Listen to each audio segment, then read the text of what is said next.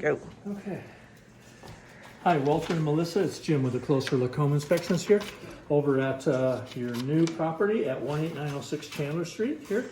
I got here pretty early this morning. It was actually still kind of dark when I got here, so about 4 hours ago, and got a good assessment of things. So I think I explained on the phone all the things that I do, the several hundred different things that I do. So got a pretty good result here, pretty good report. Didn't find anything super bad, but a few safety concerns. The worst thing I found is, and don't freak out, a gas leak, really small gas leak on a gas supply line to the water heater. It's so small we don't smell it. You know, it gets out in the ambient air and disperses and we don't smell it. But I've got some state-of-the-art tools over here and I hunted it down. I found it, so we're going to tell them. As soon as I leave here, I normally don't give them any information until I give it to you, but I am going to call the listing agent and tell them there's a gas leak in the house so they can have possibly the utility company come and take care of that right away. They need to know that right away if there's a gas leak. So anyway, yeah, a really good result. The roof is pretty new. It's only about, it appears 4 years old, 5 years old. It's a high-grade composition architectural shingle, should have a 30-plus year life rating. Properly installed with regard to drip edge and ice shield, all good there. The foundation looks really good. These are the big ticket items. I see a really slight cosmetic vertical crack on the right side of the house over here. If I face the front of the house, right is over there.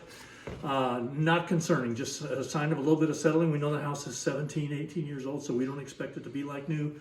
But we do have expectations for systems operating properly and safety in our home. So that's just a slight cosmetic crack. You'll see comments about these things. But the report reads very comprehensively, so you'll be able to totally understand what the most important things are by virtue of the categories they're in and the boldness of the statement. So you'll see that in the report, and I'll have pictures of things. The report will be color-coded. Green is good, red is the repair items, black is just the maintenance items. So, okay.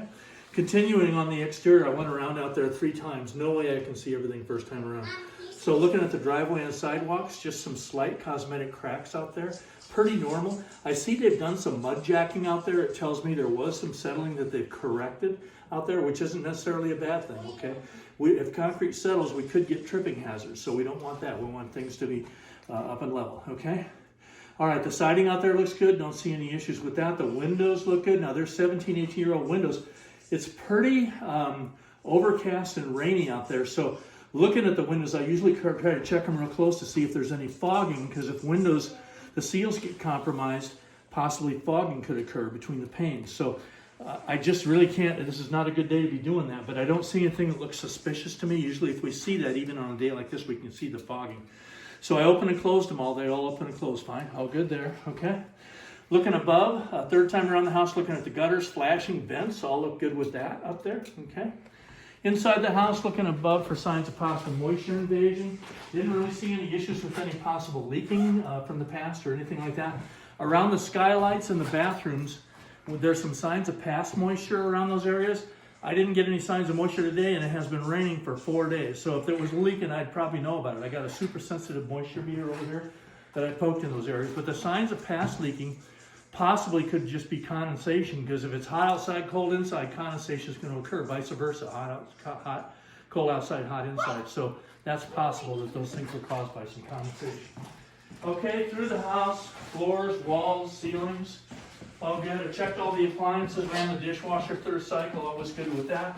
Hot and cold water in the correct positions, drainage, no leaking. Garbage disposal works fine. In the oven, you've got a double oven, a top and bottom broiler and oven. The element for the top oven doesn't appear to be operating when I tried it a couple different times.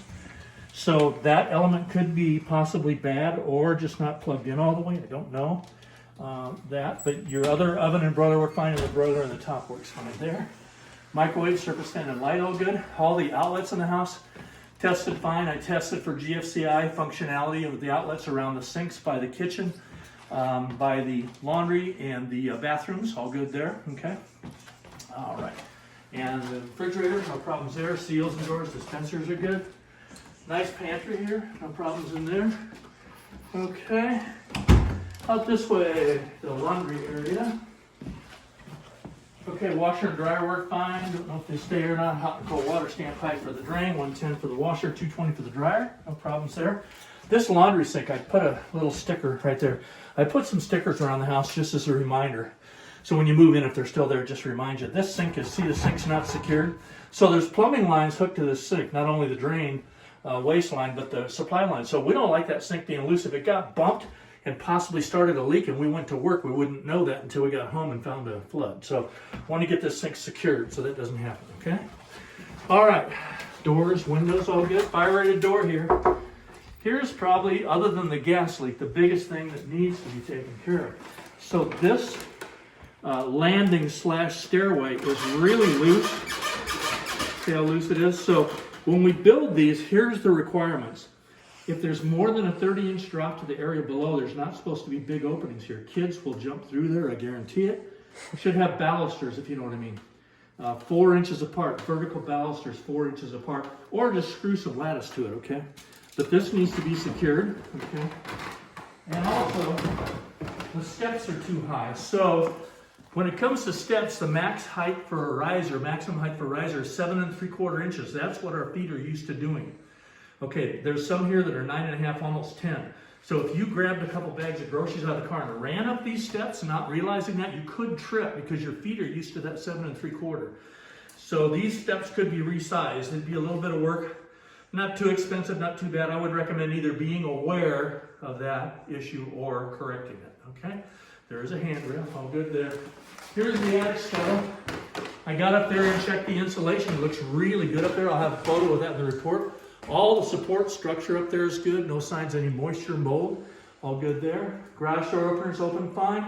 The safety sensors are just an inch or so high. They're supposed to be no higher than 6 inches off the floor. They're a little more than 7. Okay, not a big deal there. Just make a comment about that in the report. And they have plugged the door openers indirectly. Some people use extension cords. You're not supposed to do that. So everything else in the garage was fine. A little bit of ceiling damage out here. It looks like maybe somebody got in the attic and stepped off the joist, you know, and caused that little crack right there. Okay, and your sprinkler system, the zone box, the control box is right here, but that is still winterized, okay? So I couldn't test it. You do have a lawn sprinkler system there, okay? All right, moving on, be careful on the stairs, man. Okay. All right, so through the rest of the house, coming through this living area, this is nice, nice, nice. Now they have the gas shut off to the fireplace, so when they do that, I'm not permitted to turn it on. It may be off for a reason, I don't know. We're gonna ask, I'm gonna write in the report, to have the seller turn the gas on and light the pilot, so when we come back through for your final walkthrough, you can just flip the switch and see if it works, okay? Windows are good here, ceiling fans, adequate vents and return air vents in all areas, doors, windows, balusters. This is what I'm talking about when I talk about balusters around stairway railings, so kids can't jump through there. We've got a nice outlet right here in case you want to put a little table here with a light on it, so you don't have to string an extension cord across. Thermostat for the air conditioner furnace. You do have a heat pump as well. I don't know if you know that, but you have a furnace, heat pump, and an air conditioner. So to explain that, the furnace is the heat, of course, but in this kind of weather like we have right now, when it's kicking on, it's using the heat pump, which is part of the air conditioner, which saves you energy. When it gets down below zero, then the furnace will kick on. The heat pump will say, hey, furnace, I can't keep up, help me. And it'll kick the furnace on automatically. So you have 4 settings. You have off, which is off, cool, which is the air conditioner. You have heat, which would be the heat pump that would turn the furnace on if necessary. I just turned it on emergency heat because I wanted to run the furnace only to test it, and I did. So you want it on heat, not emergency heat, okay? To save energy, all right? Nice bedroom here. I could not find a remote control for this ceiling fan. I'll write that in the report and see if they have it somewhere. I couldn't find a way to turn it on. It doesn't go on by the wall switches, so I'm assuming they have a remote control somewhere. Windows outlets are good here, doors. Okay. In the bathrooms, I filled the sinks, filled the tub, ran the shower, flushed the toilet, dumped everything. Everything drained fine. When I tested for the GFCI functionality for here, you'll see here that I'll trip that.